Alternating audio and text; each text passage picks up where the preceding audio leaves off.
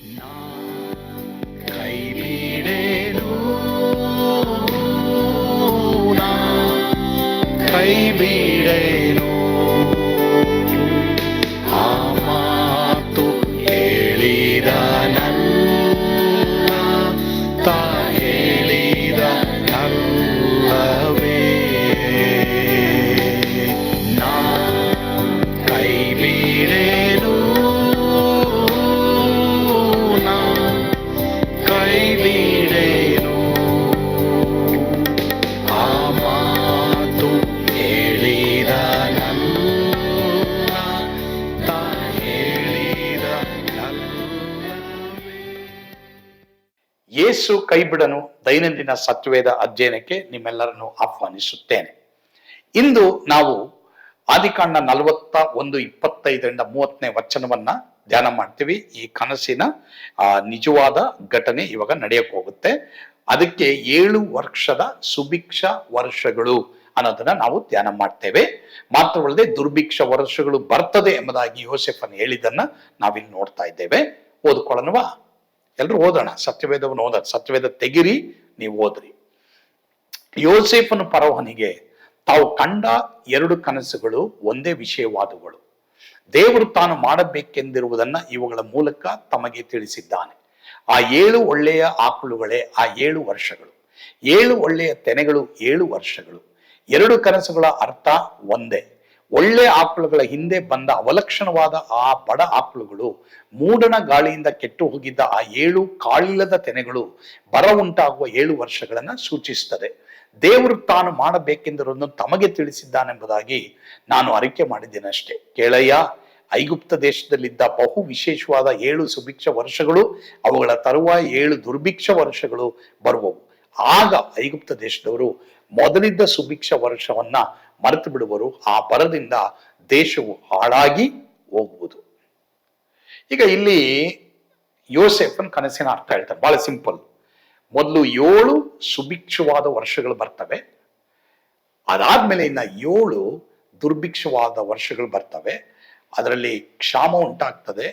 ಅಂತ ಒಂದು ಕ್ಷಾಮ ಇದುವರೆಗೂ ಐಗುಪ್ತ ದೇಶದಲ್ಲಿ ಬಂದಿಲ್ಲ. ಆಗ ದೇಶವೇ ಒಣಗಿ ಹೋಗುತ್ತೆ, ಜನ ಊಟಕ್ಕೆ ಅಲದಾಡ್ತಾ ಇರ್ತಾರೆ ಎಂಬುದಾಗಿ ಅವನ ಕನಸಿನ ಅರ್ಥವನ್ನು ದೇವರು ತಿಳಿಸಿದ ಹಾಗೆ ಅವನು ಹೇಳ್ತಾನೆ. ಇಲ್ಲಿ ಇನ್ನೊಂದು ವಿಷಯ ಬಹಳ ಪ್ರಾಮುಖ್ಯ ಏನೆಂಬುದಾಗಿ ನಾವು ನೋಡುವಾಗ, ಫರೋಹನು ದೇವರನ್ನ ನಂಬದೇ ಇರೋನು. ಆದ್ರೆ ಯೋಸೇಫ ಅವನನ್ನ ಯಾವ ರೀತಿ ಅಪ್ರೋಚ್ ಮಾಡ್ತಾನೆ ನೋಡಿ. ತಮಗೆ ಅಂತ ಹೇಳ್ತಾನೆ. ಈ ಗಿವ್ಸ್ ಹಿಮ್ ರೆಸ್ಪೆಕ್ಟ್. ದೇವರ ಬಗ್ಗೆ ಗೊತ್ತಿಲ್ಲದೆ ಇರುವಂತ ಅಧಿಕಾರಿಗಳಿಂದ ಹಿಡಿದು ಒಂದು ಚಿಕ್ಕ ಸದಸ್ಯನವರೆಗೂ ಅವರವರ ಪೊಸಿಷನ್ಗೆ ತಕ್ಕಂತೆ ನಾವು ಅವರಿಗೆ ಗೌರವವನ್ನ ಸಲ್ಲಿಸಿ, ಸತ್ಯವನ್ನ ಮುಖದಾಕ್ಷಿಣ್ಯವಿಲ್ಲದೆ ಪ್ರೀತಿಯಿಂದ ಹೇಳುವಂತ ಒಂದು ಜವಾಬ್ದಾರಿಕೆ ದೇವರು ನಮ್ಮೆಲ್ಲರಿಗೂ ಕೊಟ್ಟಿದ್ದಾರೆ. ಎಲ್ಲರೂ ಪಾಪಿಗಳೇ, ದೇವರ ವಾಕ್ಯದಲ್ಲಿ ಬರೆದಿರೋದು. ಆದರೆ ಆ ಪಾಪಿಗಳಿಗೆ ನಾವು ಯಾವ ರೀತಿ ಸುವಾರ್ತೆಯನ್ನ ಸಾರಬೇಕು ಅನ್ನೋದು ಈ ಯೋಸೇಫನ ಮೂಲಕ ನಾವು ಕಲಿತೇವೆ. ಯೋಸೇಫ ಅಲ್ಲಿ ರೆಸ್ಪೆಕ್ಟ್ ಕೊಡ್ತಾನೆ, ಆದರೆ ದೇವ್ರ ಬಗ್ಗೆ ಅವನು ಮರೆ ಮಾಡಲ್ಲ. He was very direct. ಅದು ಬಹಳ ಪ್ರಾಮುಖ್ಯ. ಈಗ ಇಲ್ಲಿ ನೋಡಿ, ಅಲ್ಲಿ ದೇವರು ಅನ್ಯ ರಾಜ್ಯಗಳಿಗೆ ಮುಂದಿನ ಭವಿಷ್ಯದ ಕುರಿತು ಕನಸುಗಳನ್ನು ತೋರಿಸಿದ. ಅನ್ಯ ರಾಜ್ಯ ಆಯ್ತನು ಅಂದ್ರೆ ನಿಜವಾಗ್ಲೂ ಇಲ್ಲಿ ಒಂದು ಅರ್ಥ ನಾವು ಮಾಡ್ಕೊಳ್ಬೇಕಾದದ್ದು ಏನಂತಂದ್ರೆ, ಇವತ್ತು ಯಾರೇ ಅಧಿಕಾರದಲ್ಲಿರ್ಬೋದು, ಅವ್ರನ್ನ ನಡೆಸ್ತಾ ಇರೋದು ದೇವರು. ಅವ್ರನ್ನ ನಡೆಸ್ತಾ ಇರೋದು ರಾಜಾದಿರಾಜನಾದ ಕರ್ತಾದಿಕರ್ತನಾದ ಯೇಸು. ಸತ್ಯವೇದದಲ್ಲಿ ಏನ್ ಬರೆದಿದೆ ಎಂಬುದಾಗಿ ನಾವು ನೋಡ್ಬೇಕಾದ್ರೆ, ಇಡೀ ಲೋಕದಲ್ಲಿ ಪ್ರಭುತ್ವಗಳ ಮೇಲೆಯೂ ರಾಜ್ಯತ್ವಗಳ ಮೇಲೆಯೂ ಯೇಸು ಸ್ವಾಮಿ ಅಧಿಕಾರ ನಡೆಸ್ತಾ ಇದ್ದಾರೆ. ಹಿನ್ನೆಲೆಯಲ್ಲಿ ಕೆಲವು ವೇಳೆ ಆ ರಾಜ್ಯಗಳ ಅಧಿಕಾರಿಗಳು ತಪ್ಪಾದ ತೀರ್ಮಾನಗಳನ್ನ ತೆಗೆದುಕೊಳ್ಳಬಹುದು.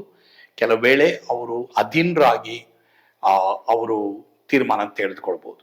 ಅದು ನಮ್ಮ ದೇಶದ ನಾಯಕರುಗಳಿಂದ ಹಿಡಿದು ಚಿಕ್ಕವರವರೆಗೂ ಅವರು ದೇವರು ಅವರೊಂದಿಗೆ ಮಾತಾಡ್ತಾರೆ. ಬಟ್ ಕೆಲವರು ಏನ್ ಮಾಡ್ತಾರೆ, ದೇವರು ತೋರಿಸಿದನ್ನ ಅಲ್ಲಗೆಳೆದು ತಮ್ಮ ಇಷ್ಟ ಪ್ರಕಾರ ನಡೆಸೋರಾಗಿರ್ತಾರೆ. ಕೆಲವರು ಏನ್ ಮಾಡ್ತಾರೆ, ದುರಾತ್ಮನಿಗೆ ಒಳಪಟ್ಟು, ಸೈತಾನ್ಗೆ ಒಳಪಟ್ಟು ದೇವರ ಆಲೋಚನೆಗಳನ್ನ ತಳ್ಳಿ ಅವ್ರೇನ್ ಮಾಡ್ತಾರೆ, ಸೈತಾನನಿಗೆ ಸಂಬಂಧಪಟ್ಟಂತ ತತ್ವಗಳನ್ನ ಅನುಸರಿಸಿ ನಡೆದು ರಾಜ್ಯ ದೇಶಗಳನ್ನ ಆಳೋದು ಉಂಟು.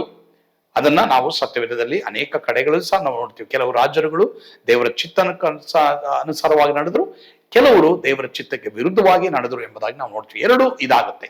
ಏನೇ ಆದ್ರೂ ಕಳವಳದಲ್ಲಿ ಯಾರಾದ್ರೂ ನಮ್ಮ ಹತ್ರ ಬಂದ್ರೆ ಅವ್ರ ಹತ್ರ ನಾವು ಮಾತನಾಡಬೇಕಾಗಿದೆ ಒಂದು, ಎಲ್ಲರೂ ಪಾಪಿಗಳೆಂಬುದಾಗಿ ತಿಳಿದುಕೊಂಡು ಅವರ ಸ್ಥಾನಕ್ಕೆ ಗೌರವ ಕೊಟ್ಟು ಪ್ರೀತಿಯಿಂದ ಸತ್ಯವನ್ನ ನಾವು ನುಡಿಯೋಣ. ಹೀಗಾಗಿ ದೇವರು ಅನ್ಯ ರಾಜ್ಯರ ಮೂಲಕವಾಗಿ ಸಹ ದೇವರು ತನ್ನ ಒಂದು ಸಭೆಗೆ ಏನ್ ಮಾಡ್ಬೇಕು ಅವ್ರು ಮಾಡ್ತಾರೆ. ಮಾತ್ರವಲ್ಲದೆ ತನ್ನ ದೇವರು ಆರಿಸಿಕೊಂಡಿರುವಂತ ದೇಶಕ್ಕೆ ದೇವರು ಏನ್ ಮಾಡ್ಬೇಕು ಅದನ್ನ ಮಾಡೋರಾಗಿದ್ದಾರೆ. ಹೀಗಾಗಿ ಯಾರನ್ನೂ ಸಹ ನಾವು ದ್ವೇಷ ಮಾಡಬಾರ್ದು, ಆದ್ರೆ ನಾವು ಎಲ್ಲರಿಗೂ ಸತ್ಯವನ್ನ ಪ್ರೀತಿಯಿಂದ ಸಾರೋರಾಗಿರ್ಬೇಕು. ಆ ರೀತಿ ಕರ್ತನು ನಿಮ್ಮೆಲ್ಲರನ್ನು ಉಪಯೋಗಿಸ್ಲಿ. ಒಂದ್ ವೇಳೆ ನೀವು ಇನ್ನೂ ಯೇಸುವನ್ನ ಕರ್ತನಾಗಿ ದೇವರನ್ನಾಗಿ ಅಂಗೀಕರಿಸಿಕೊಳ್ಳದೆ ಹೋದ್ರೆ ನಿಮ್ಮ ಹೃದಯವನ್ನು ಆತನಿಗೆ ಕೊಡ್ರಿ. ಕರ್ತನು ನಿಮ್ಮನ್ನು ಆಶೀರ್ವದಿಸಲಿ. ಆಮೇನ್. God bless you. ಸ್ವರ್ಗದ ಆನಂದ ನಿಮ್ಮೆಲ್ಲರನ್ನು ತುಂಬಿ ತುಳುಕಲಿ. ಪ್ರಾರ್ಥನೆ ಮಾಡೋಣ. ಪ್ರೀತಿಯುಳ್ಳ ತಂದೆಯಾದ ದೇವರೇ, ನಿಮಗೆ ಸ್ತೋತ್ರ. ಹೌದು ಸ್ವಾಮಿ, ಅನ್ಯ ರಾಜನಿಗೂ ಸಹ ಮುಂದಿನ ಭವಿಷ್ಯದ ಬಗ್ಗೆ ನೀನು ತಿಳಿಸಿದ್ಯಪ್ಪ. ಎಂತ ಒಳ್ಳೆ ದೇವರು ಸ್ವಾಮಿ ನೀನು. ಹೌದಪ್ಪ, ನೀನಿದ್ದೀಯ. ಈ ಭೂಲೋಕದಲ್ಲಿ ಪರಲೋಕದಲ್ಲಿ ಯಾವುದು ಸಹ ನೀನಿಲ್ಲದೆ ಉಂಟಾಗ್ಲಿಲ್ಲ. ಆದ್ರಿಂದ ನಾವೆಲ್ಲರೂ ನಿನ್ನನ್ನೇ ಘನಪಡಿಸ್ತೀವಪ್ಪ. ಸ್ವರ್ಗಕ್ಕೆ ಮಾರ್ಗ ನೀನೇ ಮಾರ್ಗ, ಸತ್ಯ, ಜೀವ ಸ್ವಾಮಿ. ಅದಕ್ಕಾಗಿ ಸ್ತೋತ್ರ. ಒಬ್ಬೊಬ್ಬರನ್ನು ನೀನು ಆಶೀರ್ವಾದ ಮಾಡು. ಅವರ ಕೆಲಸ ಕಾರ್ಯಗಳು ಇವತ್ತು ಓದು ಬರಹಗಳಿಗೆ ಯಾರ್ಯಾರು ಎಲ್ಲೆಲ್ಲಿ ಹೋಗ್ತಾರೋ ಎಲ್ಲರ ಮೇಲೆ ನಿನ್ನ ಕೃಪೆ ಇರಲಿ ಅಪ್ಪ. ಯೇಸುವಿನ ಹೆಸರಿನಲ್ಲಿ ಪ್ರಾರ್ಥಿಸ್ತೇವೆ ಸ್ವಾಮಿ.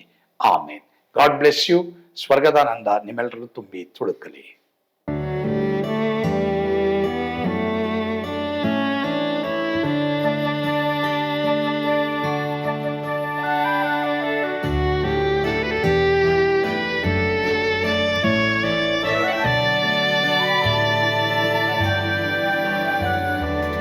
ಓ ಎಂತ ಅದ್ಭುತವಾದ ದಿನ, ನಾನೆಂದಿಗೂ ಮರೆಯೇನು. ಪಾಪಂಧಕಾರದೊಳ್ ಅಲೆದೇನ, ರಕ್ಷಕನ ಕಂಡೇನು. ಕೋಮಲ ಕರುಣೆಯುಳ್ಳ ಯೇಸು ಎನ್ ಕೊರತೆ ನೀಗಿದ. ಕತ್ತಲೆ ಹೋಯಿತು, ಜ್ಯೋತಿಯು ಮೂಡಿತು, ನಾನೀಗ ಧನ್ಯನಾದೆ. ಸ್ವರ್ಗದ ನಂದ ಎನ್ನಾತ್ಮ ತುಂಬಿತು, ಶಿಲುಬೆನಾಗ ಎನ್ ಸ್ವಸ್ಥ ಕೈದನು. ಎನ್ ಪಾಪ ತೋಳೆದ, ಈರುಳ ದಿನಕ್ಕೆ ತಿರುಗಿದ. ಸ್ವರ್ಗದ ನಂದ ಎನ್ನಾತ್ಮ ತುಂಬಿತು.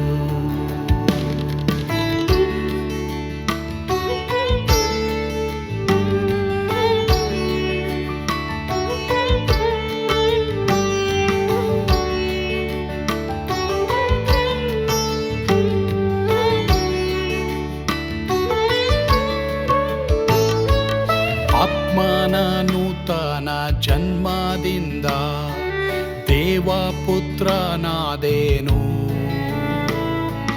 ನೀತಿ ನಿರ್ಣಯವ ಹೊಂದಿದೇನು, ಭಾಗ್ಯವಂತನಾದೇನು. ಪಾಪಾತ್ಮನಾಗಿ ನಾ ಬಂದಾಗಲೇ ಆಶೀರ್ವಾದ ಸಿಕ್ಕಿತು. ಕೃಪೆಯ ಮೂಲವೇ ರಕ್ಷಣೆ ಹೊಂದಿದೆ, ಸುನಾಮ ಕೊಂಡಾಡುವೆ. ಸ್ವರ್ಗದ ನಂದ ಎನ್ನಾತ್ಮ ತುಂಬಿತು, ಶಿಲುಬೆನಾಗ ಎನ್ ಸ್ವಸ್ಥ ಕೈದನು. ಎನ್ ಪಾಪ ತೋಳೆದ, ಈರುಳ ದಿನಕ್ಕೆ ತಿರುಗಿದ. ಸ್ವರ್ಗದ ನಂದ ಎನ್ನಾತ್ಮ ತುಂಬಿತು.